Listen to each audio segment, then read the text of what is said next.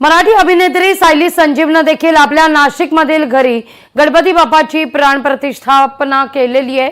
विशेष म्हणजे अगदी सुरुवातीपासूनच सायली पर्यावरणपूरक गणेशोत्सव साजरा करते। बाप्पा करता आरासही तीच तयार करते। यंदाही तिने अतिशय साध्या पद्धतीने श्री गणेशाची प्रतिष्ठापना केलेली आहे।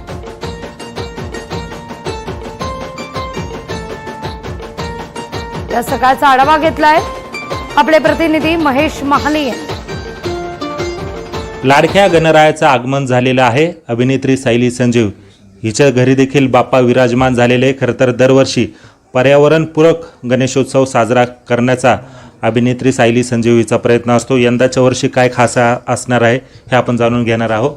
दरवर्षी खरं तर पर्यावरणपूरक गणेशोत्सव साजरा करतेस, यंदाच्या वर्षी काय खास आहे? एक खास इथेच आहे त्याच्यामुळे ही माझी भाची पद्माक्षी, माझ्या सख्या भावाची मुलगी, आणि हिचा पहिला गणेशोत्सव असल्यामुळे तो आनंद खूप आहे आणि खूप छान वाटते। ती हे सगळं खूप प्रेमाने बघते आणि तिला मजा येते या सगळ्यात। आणि मला असं वाटतं की या निमित्ताने आपण सगळे एकत्र येत असतो आणि खूप छान वाटतंय।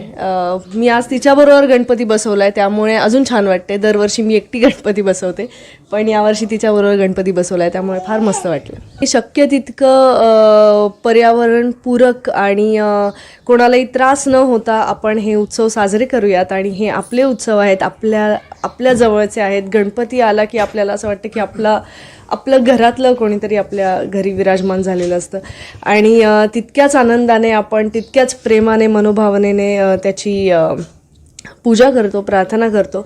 तर त्याच्यासाठी आपण एवढं नक्कीच करू शकतो की आपण पर्यावरणाची काळजी घेऊ। मला असं वाटतं की पर्यावरणाची काळजी घेणं हीच खरी आपण त्याला एक आपली मनोभावे पूजा करतो, तशीच ही पूजा त्याच्यापर्यंत पोहोचेल असं मला वाटतं।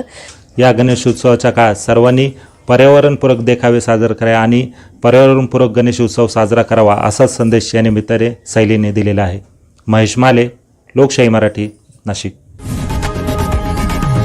लोकशाही मराठी ऐका, पहा, जागरूक रहा।